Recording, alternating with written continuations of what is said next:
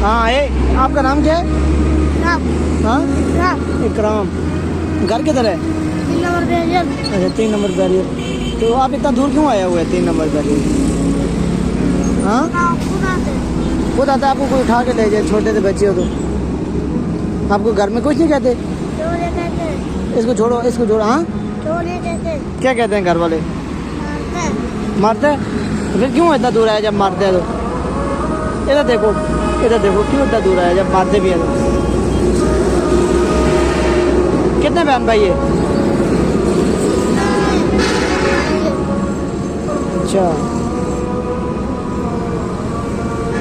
और अब घर का कैसे जाओगे? ऊंचा बोलो। क्या वो कैसे जाओगे घर?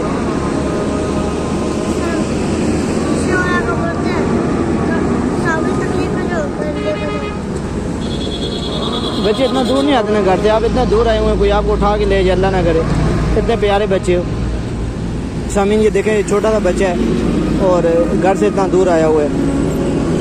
आपको अपने बच्चों का ख्याल करना चाहिए। छोटा सा बच्चा, अल्लाह ना करे इसको कोई उठा के ले जाए। तो आपको अपने बच्चों का ख्याल करना चाहिए। बच्चों को घर से ज़्यादा दूर नहीं भेजना चाहिए।